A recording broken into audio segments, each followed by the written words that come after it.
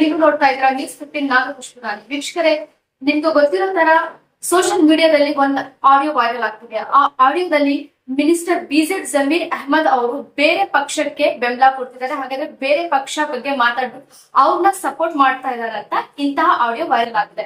ಹಾಗೂ ಇದೇ ತರ ಮಿನಿಸ್ಟರ್ ಬಿಜೆಡ್ ಜಮೀರ್ ಅಹ್ಮದ್ ಅವರು ಸ್ಟೇಟ್ಮೆಂಟ್ ಕೊಟ್ಟಿದ್ದಾರೆ. ಈ ಆಡಿಯೋ ಏನ್ ವೈರಲ್ ಆಗಿದೆ ಅದು ನಂದಲ್ಲ, AI ಜನರೇಟೆಡ್ ಆಡಿಯೋ ಇದೆ, ನಾನು ಈ ತರ ಮಾತಾಡಿಲ್ಲ ಅಂತ. ಹಾಗೂ ಇದೇ ತರ ಅವ್ರು KMDC ಮೆಂಬರ್ ಯಾರಿದ್ದಾರೆ ಸಿರಾಜ್ ಅವ್ರ ಜೊತೆ ಮಾತಾಡಿದ್ದಾರೆ, ಅವರು ಅಲ್ಲಿ ಕಂಪ್ಲೇಂಟ್ ಕೊಟ್ಟಿದ್ದಾರೆ. ಬಟ್ ಇಂತಹ ಟೈಮ್ ನಲ್ಲಿ ಇಲ್ಲಿ ಅವ್ರಿಗೆ DCM ಮಾಡ್ಬೇಕು, ಏಕೆಂದ್ರೆ ಕರ್ನಾಟಕ ಏನಿದೆ, ನಮ್ಮ ಕರ್ನಾಟಕ ಜನತೆ ಮಿನಿಸ್ಟರ್ ಬಿಜೆಡ್ ಜಮೀರ್ ಅಹ್ಮದ್ ಖಾನ್ ಅವ್ರಿಗೆ DCM ಮಾಡ್ಬೇಕಂತ ಇಂತಹ ಟೈಮ್ ನಲ್ಲಿ ಈ ತರ ಆಡಿಯೋ ವೈರಲ್ ಆಗಿದೆ. ಸೊ ಇದೇ ತರ ಇವತ್ತು ನಾನು ಇಲ್ಲಿ ಚಾಮರಾಜಪೇಟೆಯಲ್ಲಿ ಇದೀವಿ. ಇಲ್ಲಿ ಚಾಮರಾಜಪೇಟೆಯಲ್ಲಿ ನಮ್ಮ ಜೊತೆಗೆ ಸ್ಲಮ್ ಬೋರ್ಡ್ ಡೈರೆಕ್ಟರ್ ವೆಂಕಟೇಶ್ ಅವರು ಇದ್ದಾರೆ. ಇಂತ ಮುಂಚೆ ಸೀನಿಯರ್ ಕಾಂಗ್ರೆಸ್ ಲೀಡರ್ ಹೇಳಕ್ಕೆ ಇಷ್ಟಪಡ್ತೀನಿ, ಬನ್ನಿ ಅವ್ರ ಜೊತೆ ಮಾತಾಡಿ. ಸಾಹೇಬ್ರಿಗೆ ಯಾವುದೇ ರೀತಿ ಸಂಬಂಧ ಇಲ್ಲ. ಕೆಲವು ಷಡ್ಯಂತ್ರ ಮಾಡಬೇಕು ಅಂತ ಉದ್ದೇಶಪೂರ್ವಕವಾಗಿ ಇದನ್ನ ಮಾಡ್ತಾ ಇದ್ದಾರೆ ಹೊರತು ನಮ್ಮ ಜಮೀರಣ್ಣನಿಗೂ ಇದಕ್ಕೆ ಯಾವುದೇ ರೀತಿ ಸಂಬಂಧ ಇಲ್ಲ. ಜಮೀರಣ್ಣನವರು ಸಾಕಷ್ಟು ಬೆಳೆದಿದ್ದಾರೆ, ಆಡಂಬರವಾಗಿ ಬೆಳೆದಿದ್ದಾರೆ, ದೊಡ್ಡ ಆಳದ ಮರ ತರ ಬೆಳೆದಿರೋದ್ರಿಂದ ಕೆಲವರಿಗೆ ಬೇರೆ ತರ ಇಂಜನ್ಸ್ ಆಗಿ ಇದನ್ನ ಕಾರ್ಯರೂಪ ಮಾಡ್ತಾ ಇದ್ದಾರೆ. ಬಟ್ ಈ ಆಗಿರ್ತಕ್ಕಂಥ ನುಡಿಯೋಗೂ ಜಮೀರಣ್ಣನಿಗೂ ಯಾವುದೇ ರೀತಿ ಸಂಬಂಧ ಇಲ್ಲ. ಅವರು ದಾವಣಗೆರೆ ಬಿಟ್ಟು ಕೇರಳ ಅಲ್ಲಿ KC ವೇಣುಗೋಪಾಲ್ ಅವರ ಕಾನ್ಸ್ಟಿಟ್ಯೂನ್ಸಿಯಲ್ಲಿ ಕೆಲಸ ಮಾಡಲು 39 ಜನ ಕ್ಯಾಂಡಿಡೇಟ್ ಆಗಿದ್ರು. 21 ಜನ ಅವರು ಗೆಲ್ಲಿಸ್ಕೊಂಡ್ರು, ಎಲ್ಲ ನಮ್ಮ ಮೈನಾರಿಟಿ ಅವರು. ಆ ವಿಚಾರವಾಗಿ ಅಲ್ಲಿ ಅವರು KC ವೇಣುಗೋಪಾಲ್ ಅವರ ಕರೆ ಮೇರೆಗೆ ಅವರಲ್ಲಿ ಹೋಗಿ ನೇರವಾಗಿ ಅವರನ್ನ ಅಲ್ಲಿದ್ದು ಕಾನ್ಸ್ಟಿಟ್ಯೂನ್ಸಿಯಲ್ಲಿ ಕೆಲಸ ಮಾಡ್ತಾ ಇರೋದ್ರಿಂದ ಇಲ್ಲಿಗೂ ಸಹ ಬರಬೇಕು ಅಂತೇಳಿ CM ಮೇಲೆ ಅಲ್ಲಿ ಇರ್ತಕ್ಕಂಥ ದಾವಣಗೆರೆ CM ಮೇಲೆ ಒತ್ತಡ ತಂದಿದ್ದಕ್ಕೆ ನಮ್ಮ ಈಗ ಮಾಜಿ ಮುಖ್ಯಮಂತ್ರಿಗಳಾಗಿರ್ತಕ್ಕಂಥ ನಿರ್ಗಮಿತ ಮುಖ್ಯಮಂತ್ರಿಗಳು ಸಿದ್ದರಾಮಯ್ಯ ಕರೆ ಮೇರೆಗೆ ಅವ್ರು ತಿರ್ಗಾ ದಾವಣಗೆರೆಯಲ್ಲಿ ಬಂದು ದಾವಣಗೆರೆ ಮತ್ತು ನಮ್ಮ ಇನ್ನೊಂದು 2 ಕಡೆ ಬಾಗಲಕೋಟೆ 2 ಕಡೆನೂ ಮುಗಿಸ್ಕೊಂಡು ತಿರ್ಗಾ ಅವರು ಕೇರಳ ಹೊರಟಿದ್ದಾರೆ. ಅವ್ರು ಕೇರಳ ಇರೋದ್ರಿಂದ ಅಲ್ಲಿ ನಮ್ಮ ಈ ರಾಜ್ಯಕ್ಕಂತೆ ಅಲ್ಲಿ ದೊಡ್ಡ ರಾಷ್ಟ್ರವಾಗಿ ಬೆಳೆದಿರ್ತಕ್ಕಂಥ ಪ್ರಿಯಾಂಕಾ ಗಾಂಧಿ ಅವರಾಗಿರ್ಬೋದು, ರಾಹುಲ್ ಗಾಂಧಿ ಆಗಿರ್ಬೋದು, KC ವೇಣುಗೋಪಾಲ್ ಅವರು 3 ಪ್ರತಿಷ್ಠಿತಕ್ಕಂಥ ಕಾನ್ಸ್ಟಿಟ್ಯೂನ್ಸಿಗಳಿಗೆ ಅಲ್ಲಿ ಸುಮಾರು ಜನಗಳಿಗೆ ಸಹಾಯ ಮಾಡಿ ಅವರೊಂದಿಗೆ MLAಗಳನ್ನ ಅಲ್ಲಿ ಸುಮಾರು ಜನನ್ನ ಗೆಲ್ಸಕ್ಕೆ ಇವತ್ತು ಅಲ್ಲಿ ಪಕ್ಷ ಬರೋದಕ್ಕೆ ಮೂಲ ಕಾರಣ ಜಮೀರಣ್ಣನವರನ್ನ ಅವರು ಬೆಟ್ಟವಾಗಿ ಸರ್, ಈ ಆಡಿಯೋದಲ್ಲಿ ಅವರು ಬೇರೆ ಪಕ್ಷನ ಏನಿದೆ ಸಪೋರ್ಟ್ ಮಾಡ್ತಿದ್ದಾರೆ. ಬಟ್ ಬೇರೆ ಎಲ್ಲಾ ಕಡೆಗೆ ಕೇರಳ ಆಗ್ಲಿ ಅಥವಾ ದಾವಣಗೆರೆ ಬೈ ಎಲೆಕ್ಷನ್ ಆಯ್ತು, ಇವ್ರು ಹೋಗಾದ್ಮೇಲೆನೆ ಅಲ್ಲಿ ಕಾಂಗ್ರೆಸ್ ಬಂದಿದೆ.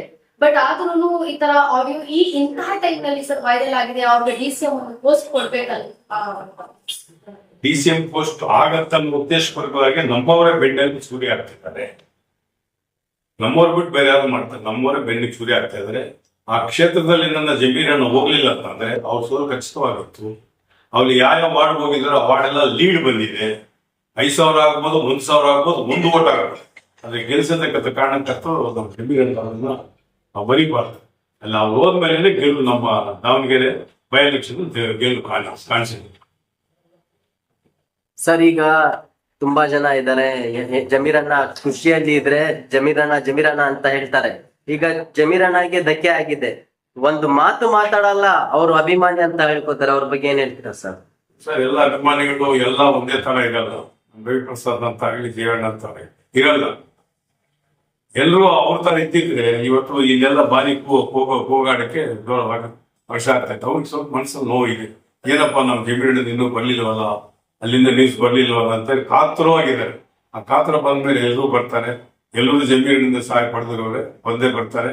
ಅವರೆಲ್ಲರೂ ಜಮೀರಣ್ಣ ಅಂತ ಹೇಳಕ್ಕೆ ಕಾಲ ಒದಗಿ ಬಂದಿದೆ. ಸರ್, ಕೆಲವರು ಲೀಡರ್ಸ್ ಕಾಂಗ್ರೆಸ್ ಅಲ್ಲಿನೂ ಇದಾರೆ, ಜಮೀರಣ್ಣ ಮೇಲೆ ಬಂದ್ಬಿಡ್ತಾರ ಅಂತ ಒಂಥರ ಅವ್ರಿಗೆ ಒಂದು ಉರಿ ತರ ಐತೆ. ಏನ್ ಹೇಳಕ್ ಬಯಸ್ತೀರಾ ಸರ್? ಅದು ರಾಜಕೀಯ ಷಡ್ಯಂತ್ರ. ಅವ್ರು ಅದೇ ಭಾರಿ ಆಡಂಬರ ಬೆಳೆದ್ಬಿಟ್ಟವ್ರೆ.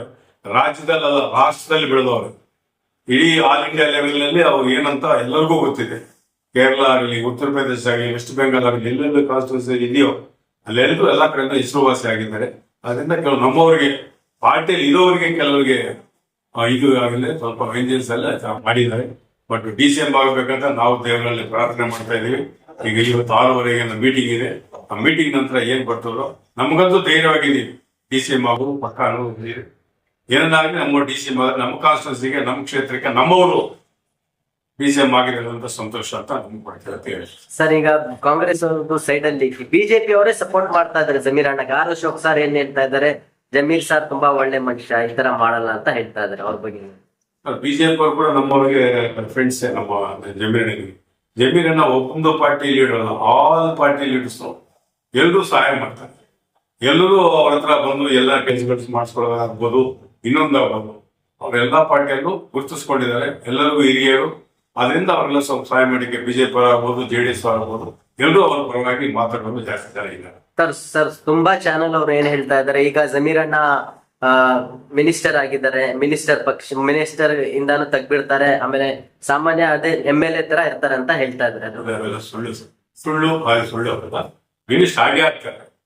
DCM ಆಗ್ಲಿಲ್ಲ ಅಂದ್ರೂ ಪಕ್ಷದವರು ಕ್ಯಾಬಿನೆಟ್ ಮಿನಿಸ್ಟರ್ ಅಂತೂ ಫಸ್ಟ್ ಲಿಸ್ಟ್ ಅಲ್ಲೇ ಫಸ್ಟ್ ಬ್ಯಾಚ್ ಅಲ್ಲೇ ಅನೌನ್ಸ್ ಆಗೇ ಆಗತ್ತೆ ಮಿನಿಸ್ಟರ್ ಆಗೋದು ಅಂತ ಖಚಿತ.